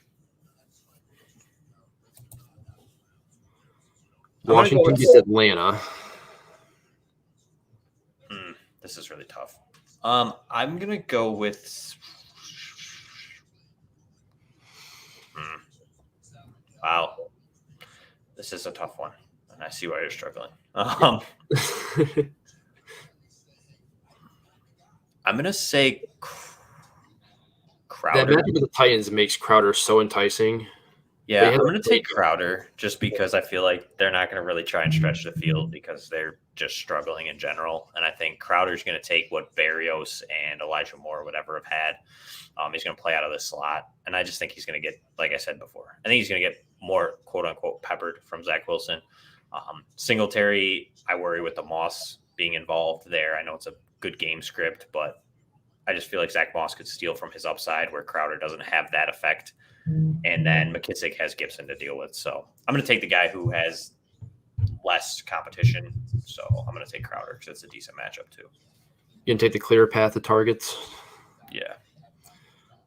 Yeah, I mean, I know McKissick's looked at as like the main passing down back, but they actually both have the same amount of targets. So it's not like McKissick's just greatly outproducing Gibson in terms of target share.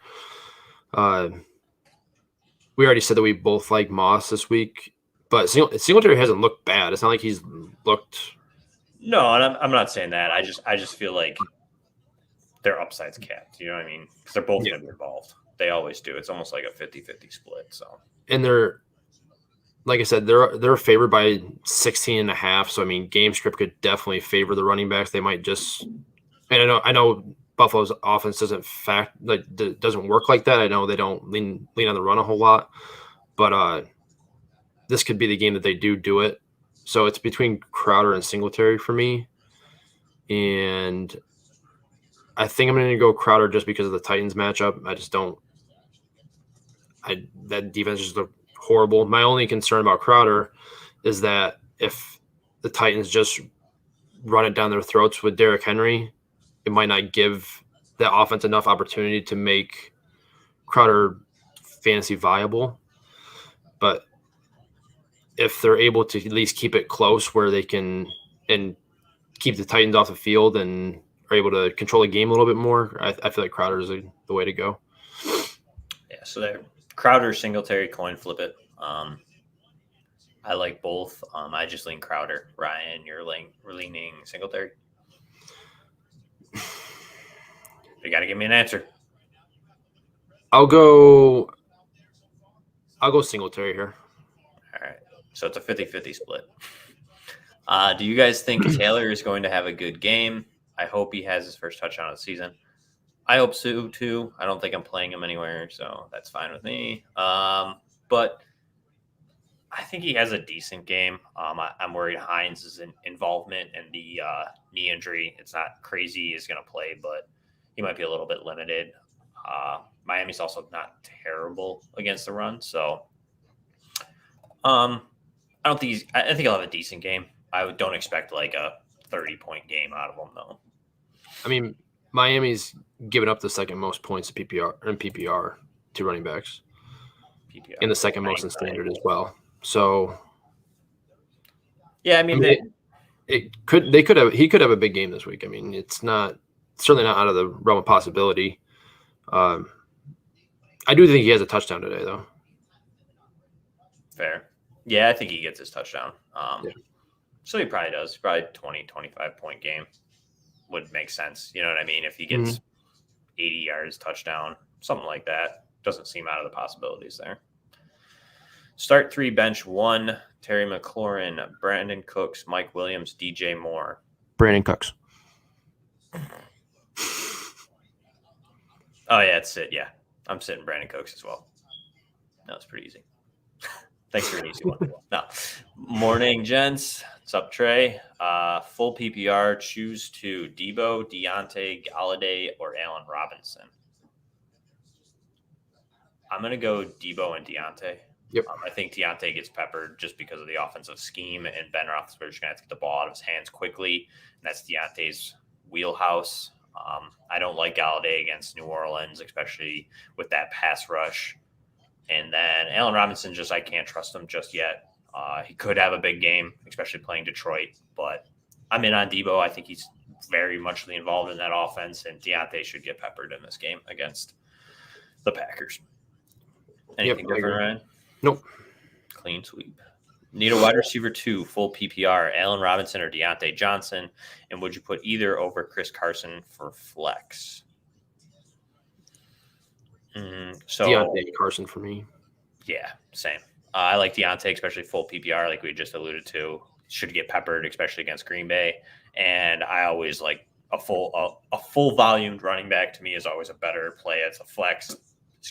Other than a wide receiver that we have questions on. And right now, unfortunately, Allen Robinson is a question mark type wide receiver. Yep. Non-PPR. San Francisco is not as tough against running backs as they have been in recent years. Surprisingly easy. They're almost all positions. Their defense right now is missing Robert Saleh by the looks of it. Yeah, they're a bottom 8 defense to running back. So non-PPR. Start one of the following: Saquon Barkley, Miles Sanders, or Chuba Hubbard. We're starting one. Oof. It's hard to sit Barkley, but I actually just traded my last share of Saquon Barkley yesterday, along with a Calvin Ridley share, which made me cry, but that's okay. We'll talk about that later. But I'm going to go Miles Sanders here. I think Casey's pretty bad against running backs, and I think that's just going to be a high-scoring game. I know they're going to have to pass, but I think Sanders will get used in the passing game. So I kind of like Sanders this week. Chuba Hubbard is nice against Dallas. It's a pretty decent matchup, but we don't know what it's going to – he did have 10 points last week, though. That's the tough thing in relief. I'm out on Barkley. Let's put it that way. That injury to CMC happened relatively early in that game, if I remember correctly. Like, that didn't happen terribly late into the game where he didn't have a whole lot of time to score a lot of points. Surprisingly tough. It really is. You want me to go? Yeah, go ahead. Because I want to say I'm out on Barkley, but I mean it's Barkley, you know. See, I'm personally in on Barkley this week with Shepard and Darius Slayton both being out and Galladay kind of nursing that hip. I feel like they're going to have to rely on Barkley quite a bit in order to do much of anything this week. So non-PPR.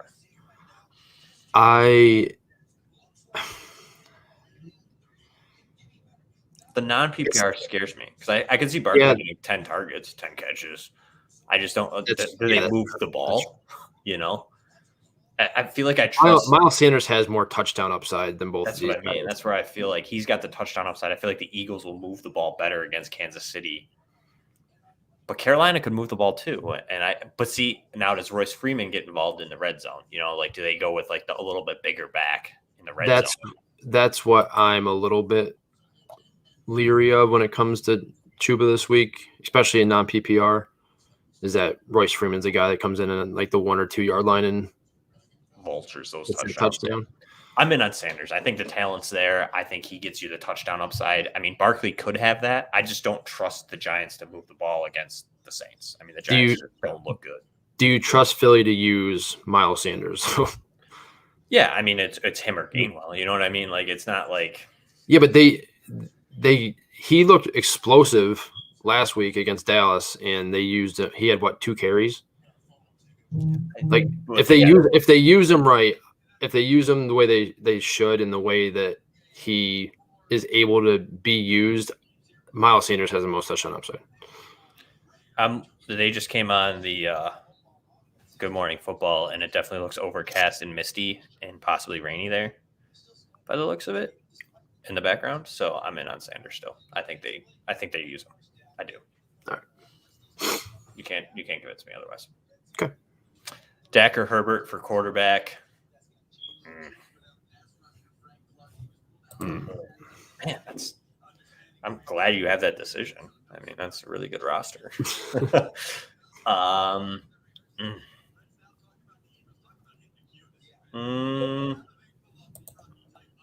gonna take like Justin Herbert at home against the Raiders. I'm gonna take Dak. I just think against Carolina with a beat up secondary, I really think that they're gonna pass the ball a little bit more. And the divisional games are always scary to me. You know, like Herbert, that game could turn out to be 60-60, or that game could be like 15-10. So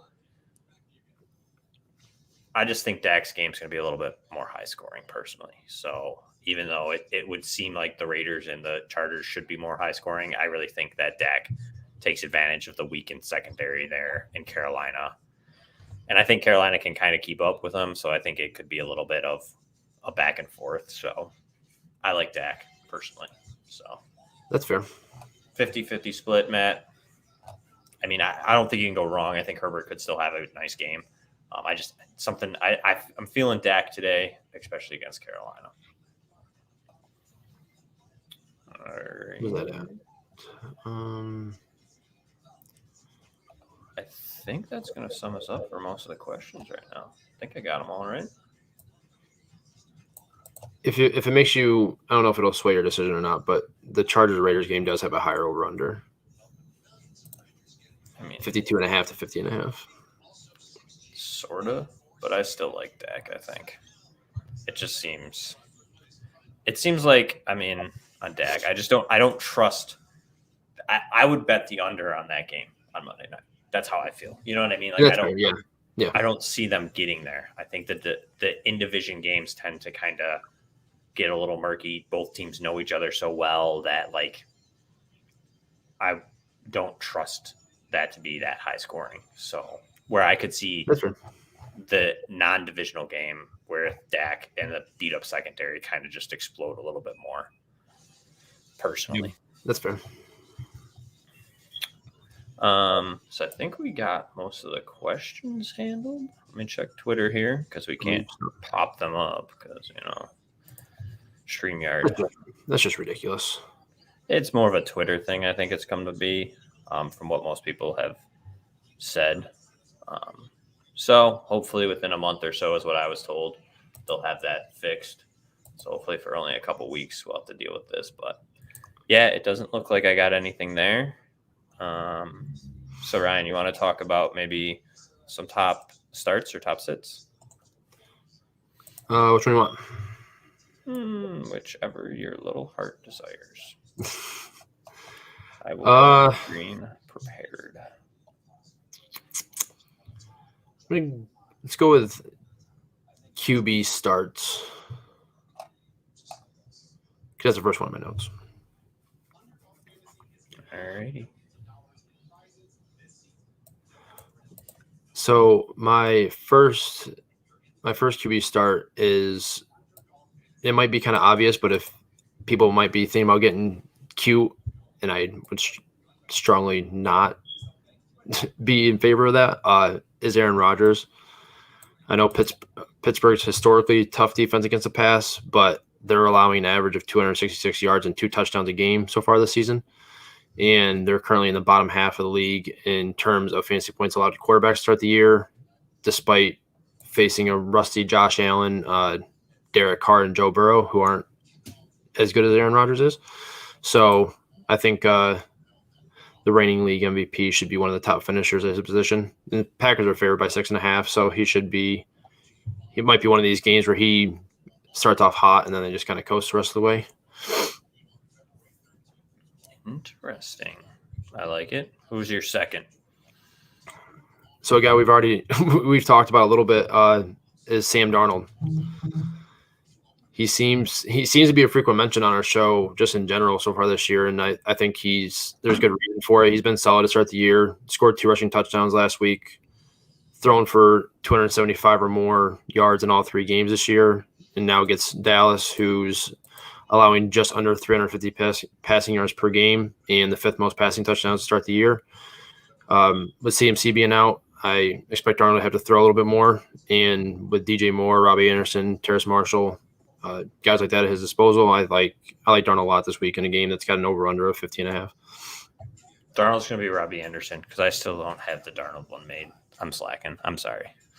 What?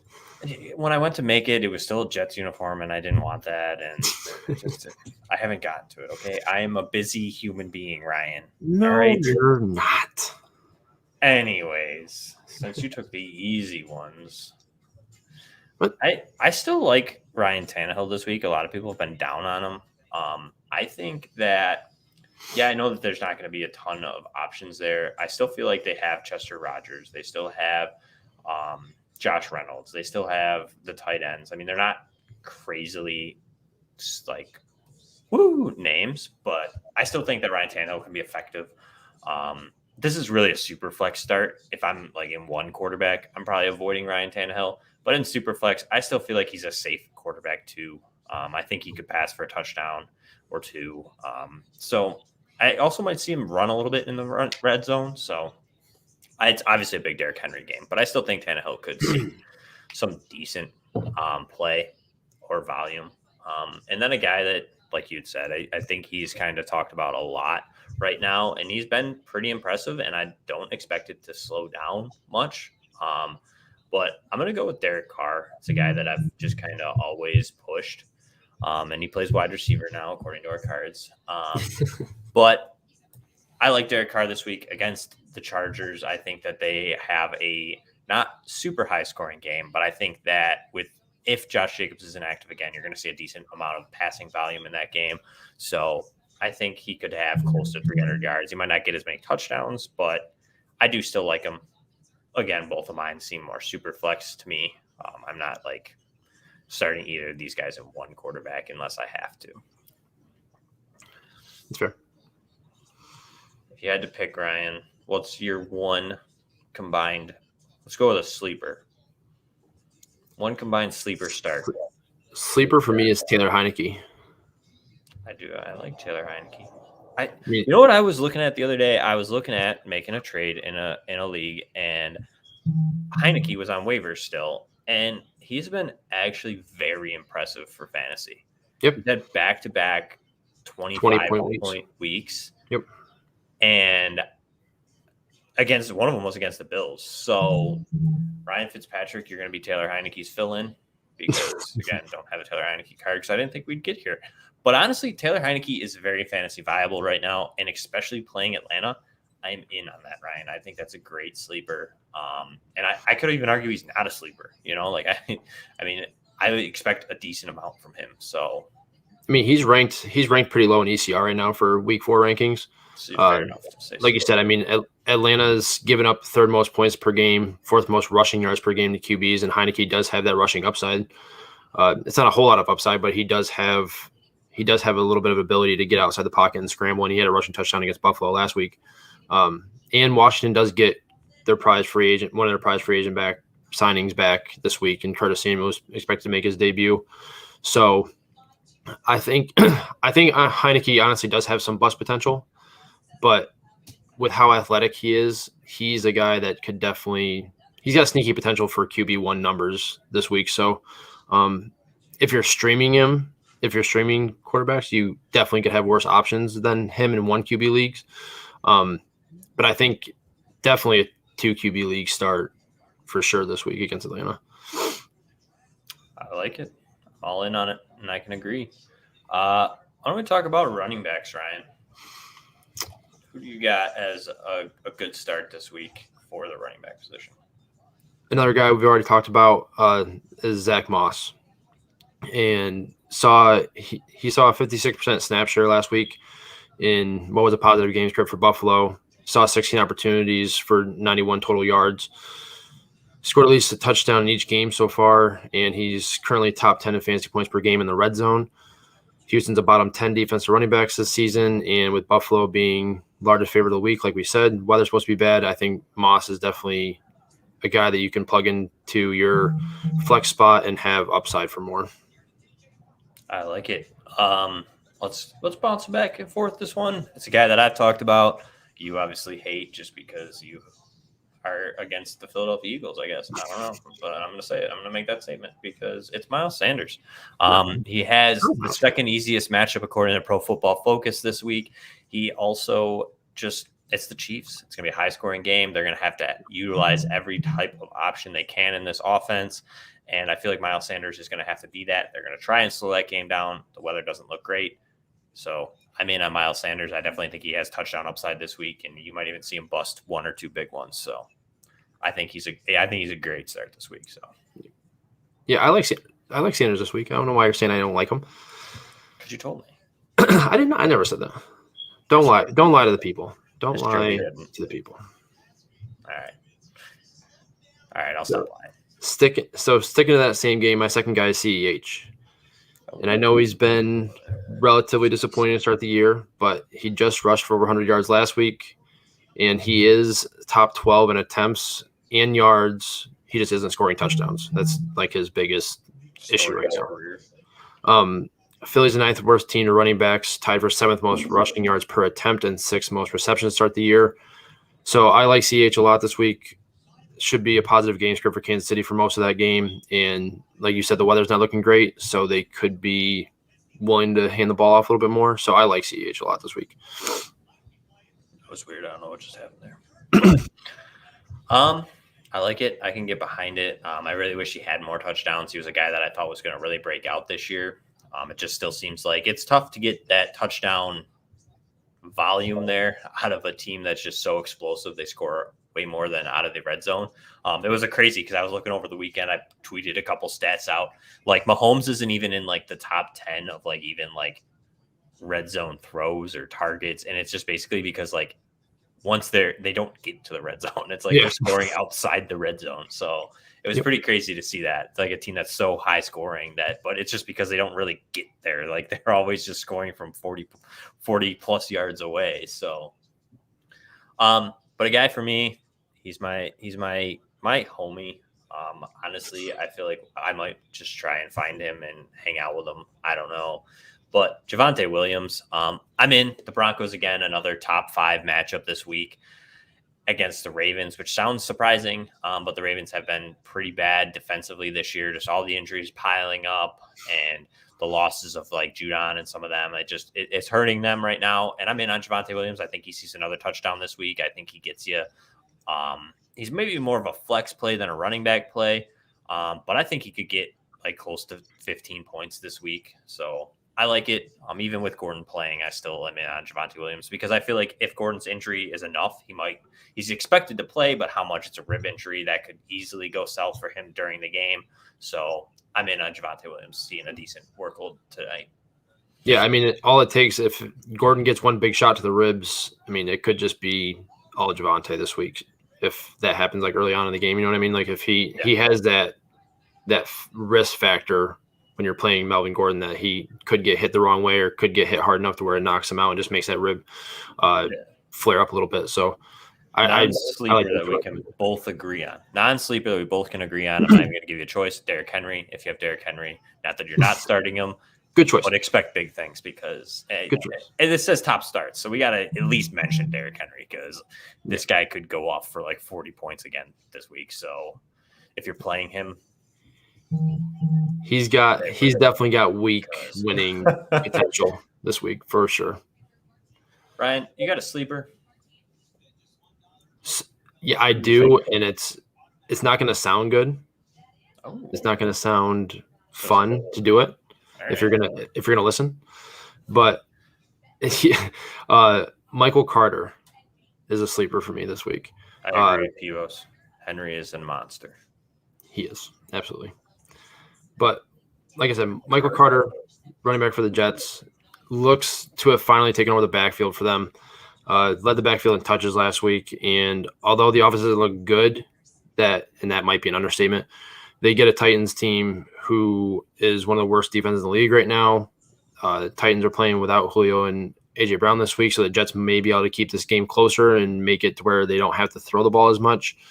He's a deep sleeper for sure, considering he hasn't really done anything worthy to be in your lineup, but I love the matchup, and if he's able to get the opportunities to continue to lead that backfield in touches, I feel like he could be a sneaky flex viable play. I like it. I feel like it seems like he's probably the most likely sleeper to hit. So I could get behind that. I really just feel like the rest of them just don't have great matchups. You know what I mean? There's not really many other options out there. So of that, I think I can agree with you, and we'll put it up there. I like Michael Carter. I liked him coming out of college. I think that he's the clear guy who's going to take over, like you said. He already kind of has started that way. And if it's anything, it's Ty Johnson, who kind of sees some run, and I'm not too worried about that. The big question for me is going to be, can the Jets move the ball against the Titans, who aren't great? But it still worries me. The offenses just look really bad, but this could definitely be a get-right game for the Jets. So I like it. I think Michael Carter definitely has a decent touchdown percentage chance there. So I like it. He's sneaky. He's definitely a sleeper. So I can get behind that for you for sure. Because outside of that, I mean, another guy we didn't mention is probably a top start, Najee Harris. Probably guys that you're not avoiding. But Alvin Kamara might have a big game. David Montgomery might have a big game. So those are a couple extra guys that are just kind of on the radar there. How about wide receivers, Ryan? Let's talk about the lovely wide receiver position. So I wasn't sure about the weather going into this one, but I have Emmanuel Sanders as a start this week. You still want to roll it? The weather makes me a little concerned, but I mean, Buffalo's been doing this. They've been playing in this weather before, so it might not factor in too much. He was a guy that we both liked last week, and I really like him again this week. Sanders is currently 11th in the league in air yards, and his ADOT of 16.9 is the highest in the league among all players with at least 17 targets. Texans are giving up the 8th most 20-plus yard pass plays, and when Josh Allen's looking for a big play, Diggs is obviously his first read, but he's shown that he trusts Sanders. With how explosive the passing game can be, I'm willing to put a high upside guy like Sanders in my flex spot, especially if it's a 12-team or deeper league. I'm all in on Emmanuel Sanders. I agree. Yeah, it's raining, but I mean, we've seen it. Josh Allen has a strong arm. They drafted him because of that partially. Like Buffalo's weather ridden. I'm not too worried. Sanders has seen at least 6 targets in almost every single game this year. And we saw the beneficiaries of them clicking and him making the catches last week. That was his ceiling. That's kind of what he could have had that in the Miami game. It's just they missed a couple. They were just a hair off. So I like it. I think that he's a great flex play this week. The weather does kind of limit it a little, but I still like it. I think that he's kind of almost that third option there in that offense, especially in PPR. Cole Beasley's obviously still getting a ton of targets, and Diggs is obviously the guy. But the offense is so explosive, and we saw it last week. They were up by like 20 or 30 points, and they were still throwing, slinging. Yep. So I'm all in on that. I like that. The guy that I feel like is a must start. It kind of has always been this way, but I'm going to put him up here because I think the matchup is great. So I am in on Terry McLaurin, who's kind of been off on a slow start. It's not like a sleeper. It's not like a deep thing, but some people we've had a lot of questions today on it, whether they should start him or not. So I'm in on it. The matchup against Atlanta is going to be great. Taylor Heineke is very muchly proven that he can spread the ball around and perform as an NFL level quarterback. So for me, Terry McLaurin is a must start. Don't get too cute with it. I think that he could be in for a really big game today. So I like that start. Yeah. Like I said, I mean, it's kind of self-explanatory, but we've had a lot of questions, which kind of surprised me. So I want to make sure that people. I mean, he's seen 21 targets the last 2 weeks. So, I mean, he's getting targets. It's just last week against Buffalo was a tough matchup, and Atlanta's obviously not Buffalo's defense. So I like it. I like McLaurin this week. Yeah. My second guy. Do you need my second guy? It would help. Another guy we've talked about today quite a bit, and that's Odell Beckham Jr. You're probably going to start him anyways, but if you have some guy that maybe you're just kind of on the fence about, with Jarvis being out, Beckham naturally had a 29% target share last week, and I think that'll just kind of either stay the same or even get a slight uptick as he gets healthier. And the matchup this week against Minnesota is really, really good. Rashad Breeland gave up 9 catches on 9 targets for 102 yards and a touchdown last week. Patrick Peterson graded out as one of the worst coverage corners last week, and they gave up the two of them combined for 11 first downs given up against them. So I expect a guy like Odell to take advantage of that and be a guy that's a wide receiver too with upside. I like it. A guy that I think that a lot of people aren't talking enough about this week is probably going to be a guy that seems like a slam dunk, but actually doesn't seem like a slam dunk. He might seem more like a sleeper, but I kind of like Terrace Marshall this week. I think that Carolina is going to have to throw the ball. Yeah. The Dallas defense with Diggs and the other corner, I forgot his name, it just blanked on me, but they looked pretty good. So I feel like Robbie Anderson and DJ Moore might get shut down a little bit, and they're going to have to slide into that third receiver that they're going to have to use. Also, kind of seems like he's going to possibly play that tight end role. Dan Arnold got moved. He could definitely get moved in for that. So I like Terrace Marshall this week. I think he could be sneakily good this week. I know a lot of people have kind of been waiting for this breakout, but I think this might be the week that he gets it. I just feel like almost like how we had said past with that New Orleans matchup where he seems like the top guys might get locked down and they're going to have to look to Terrace Marshall to make the plays. So I think he might even get a touchdown this week, especially because they're just have to throw to keep up. So no, that's fair. That's a sneaky start.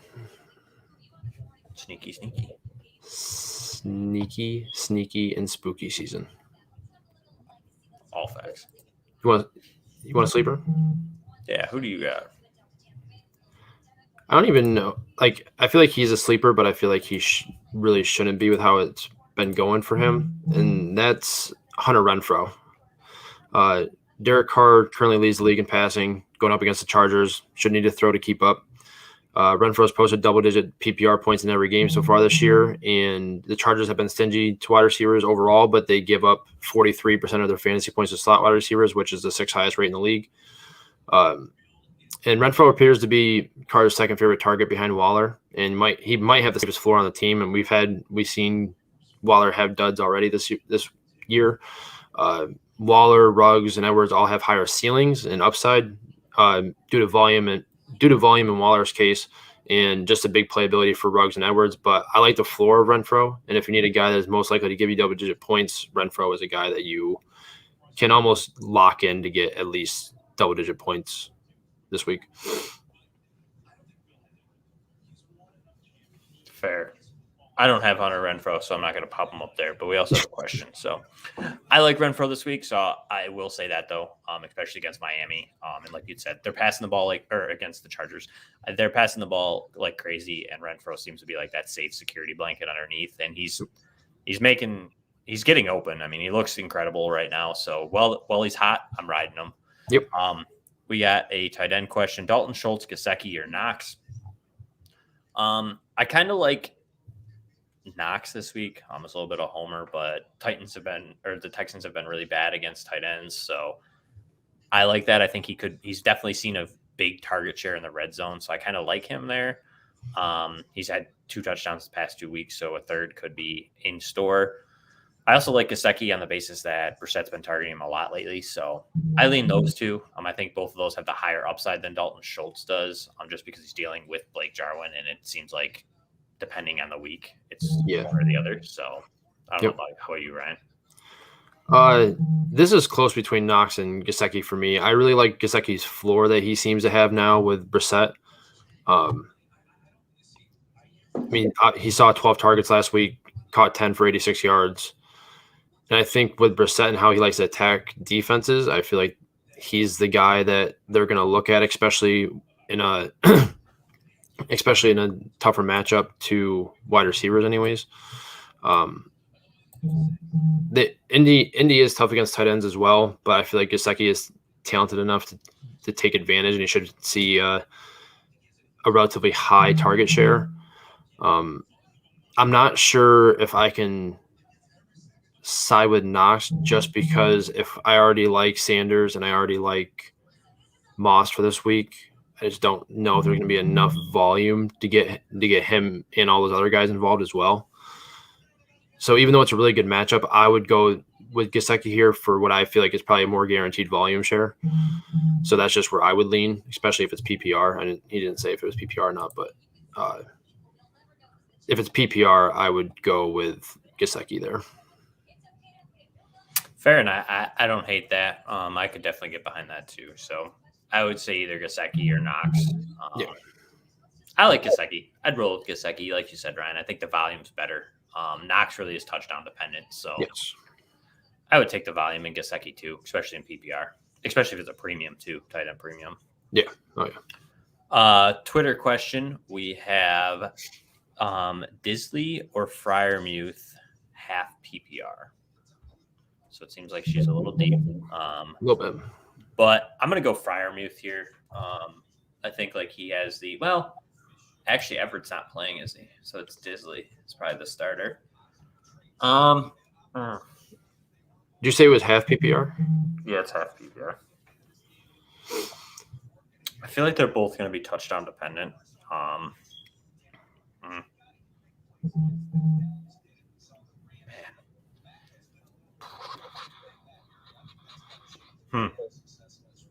I don't know. That's tight.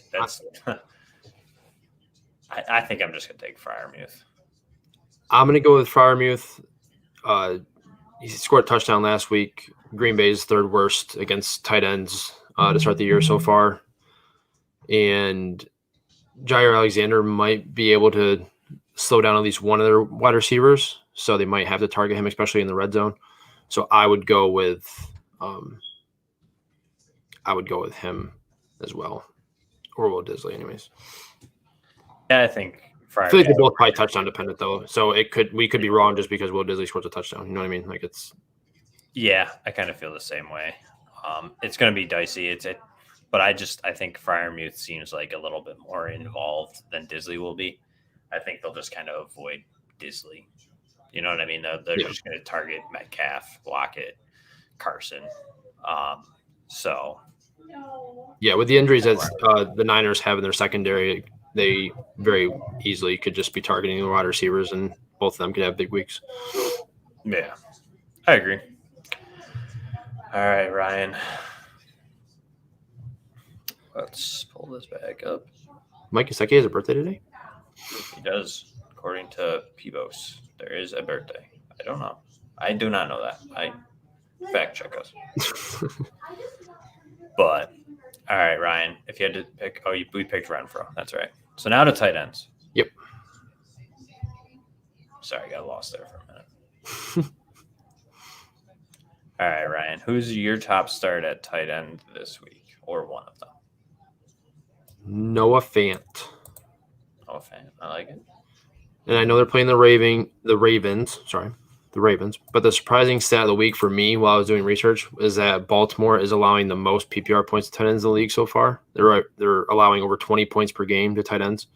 And before last week, in a game that they blew out the Jets, Fant saw at least 6 targets in each of the first 2 weeks.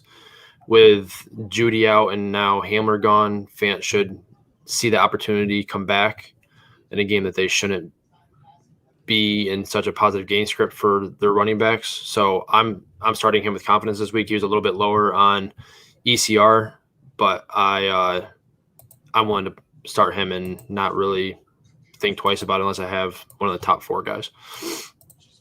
Yeah, I like that. To me, I like Fant a lot. I think especially with the injury to Judy, he almost feels like a weekly kind of guy for me, that you just kind of plug him in and you play him. I'm not really worried about matchups with Fant. I mean, I guess you could argue that you could play it a little differently, but I like Fant. I think he should see a decent amount of targets.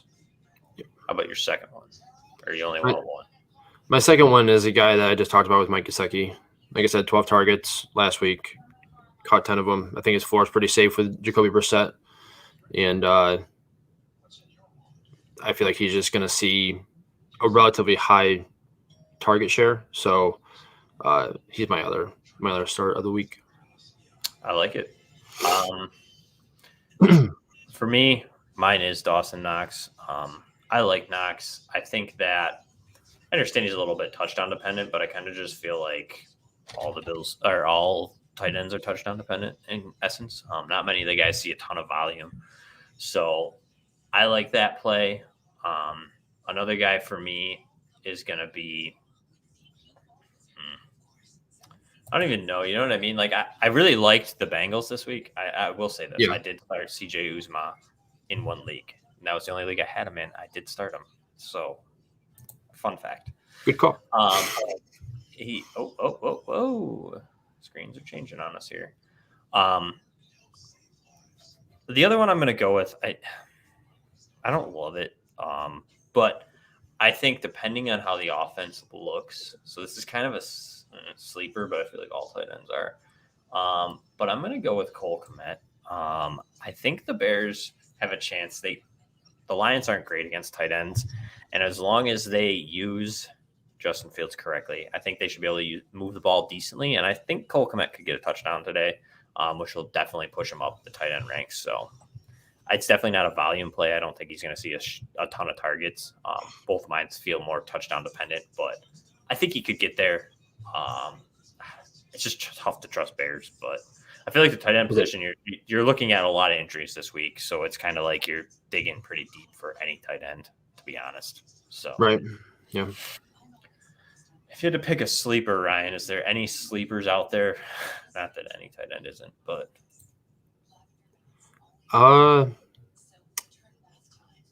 yeah, I like Jared Cook this week. Another guy that's not really ranked all that high on an ECR, but I think that game's going to be a shootout. Cook is right now averaging 6.5 targets per game, so he should see enough volume to definitely be viable. And we just saw, like I said, Vegas allowed Mike Gesicki to catch 10 passes for 86 yards. So Jared Cook could be their next tight end that takes advantage of their defense. So I like Jared Cook this week. How do you feel about Jack Doyle? Think he could be a sleeper? Jack Doyle. Yeah. Facing Miami. They're the 11th easiest matchup for tight ends, according to Pro Football Focus right now.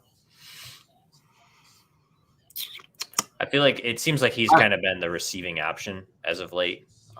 He had a big week in week 2, then it's kind of done in 3, but I like it with the cornerback matchup because Pittman's likely going to see. Oh, he's going to see either Xavier Howard or Byron Jones, two very talented corners. So he might be. I mean, they haven't really played up to their full potential, I don't think, so far this year. But Michael Pittman might have some issues, so they might have to look in the middle of the field at Jack Doyle to move the ball effectively. I mean, obviously, they're still going to throw the ball to Nyheim Hines, and Jonathan Taylor is likely to be involved in the passing game a little bit as well. But yeah, I'm cool with Jack Doyle if you need a streaming tight end option or like a 2 tight end league. Yeah, I'm cool with that. So there you go. We'll give you 2 because I like Jared Cook too. So Jared Cook or Jack Doyle could be a sleeper this week. Twitter question from @SaxtonDigital: Cordell Patterson or Juju in the flex? Juju must be playing then. I know he's questionable. I thought he was out. Yeah, I was just thinking that. I thought there was an issue with Juju. Check it. I am looking. I want to say he was out. No, he might have been listed as questionable all week.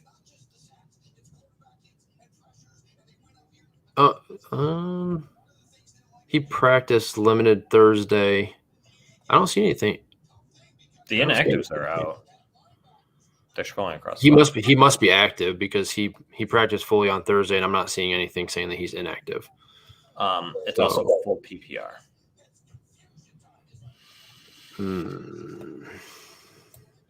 That one's tough for me, man. I'm going to take Juju. I know it's not a great matchup against Green Bay, but I do think that Juju is a better option than Cordell Patterson against Washington. All right, I'm going to rescind that statement. Hold on. I'm going to take Patterson. And here's why. Because Juju nursing the injury, yeah, he came back. But I don't love the Pittsburgh offense. And I feel like with Deontay active, that really hurts Juju. I know Claypool's out, but I don't know if they're going to stretch the field. And I feel like there's going to be a Deontay and Najee Harris game for Pittsburgh, where Cordell Patterson is definitely involved in Atlanta no matter what. I know Washington front's a little scary, but I think that they're creative enough to get Patterson touches in multiple ways. So I'm going to lean Cordell Patterson this week. Yeah, I think out of these two, that's kind of where I'm at with that. Yeah, see, it's tough for me because Packers are a tough matchup overall.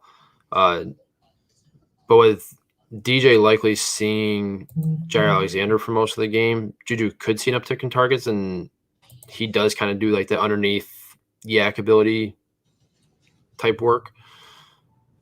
So he could see an uptick in targets, but I like Cordell Patterson as well, just with how he's been involved, just with how effective he's been with his touches. So I think I'm going to lean that way, but it's a lot closer than I thought it would be, in my opinion. So you're going Patterson? Yeah. All righty. And then Nick has, who is a higher ceiling, Woods or Juju? I think Woods has a higher ceiling this week. Yeah. I don't know if the Steelers really move the ball enough to like even give Juju like a touchdown upside. Where Robert Woods will definitely have that. I think that game kind of, you'll see a decent amount of points scored in that. So Nick, yeah. I'm leaning Woods there for sure. All right, Ryan. I don't see any last minute questions. You got anything else you want to chat about? I'm just looking up pretty much our starts. So I'm just looking up inactives real quick. I just want to see if there's any surprise inactives that I haven't seen yet pop up on my phone or anything like that.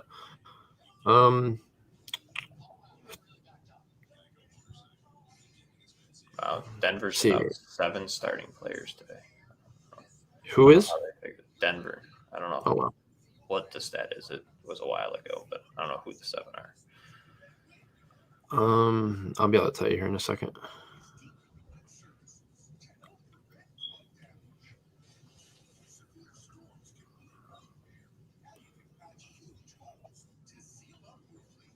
Obviously, CMC's out.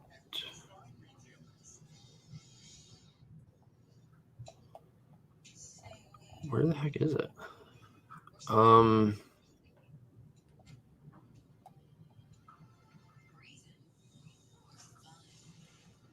They have a bunch of guys that were questionable going into today. I'm not sure. I'm not seeing who all got ruled out quite yet, but it looks like I know they said Ronnie Staley's out, Derek Wolf's out, and then they had a bunch of guys questionable. So I haven't seen anything. I'm not seeing anything saying who it is that's out.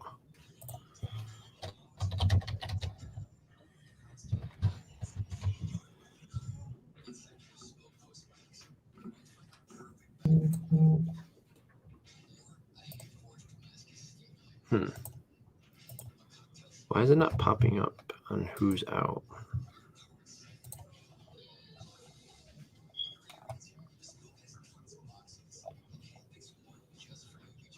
It must be a bunch of defensive players for Denver. Yeah, it might be. It just says I'm not seeing anything. Either that, but who are they? You know what I mean? Like it's like Judy or like, you know what I mean? Like, or some of those people. Yeah. It was just a random tweet. So. Right. You know, I didn't see anything crazy in terms of who, any surprise inactives anyways. Like I said, I haven't seen anything come up on my phone.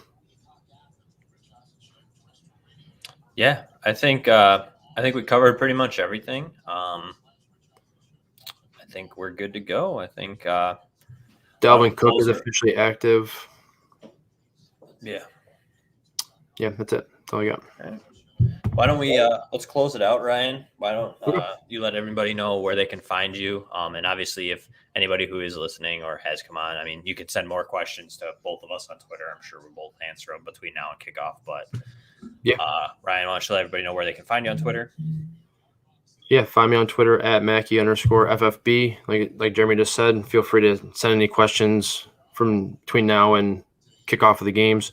I got 26 lineups I got to go set for sure for myself now. So I'm going to get off here and go do that. And best of luck. Hopefully you guys that stopped in and came and talked with us. Have a good week, and hopefully we gave you some good advice, some sound advice, and hopefully we'll see you again next week. Sounds perfect, Ryan. You can find me on Twitter at PopesFFH. Like Ryan said, thanks for stopping in. And if not, we'll see you guys next week. Feel free to shoot any questions over to us on Twitter. Take care.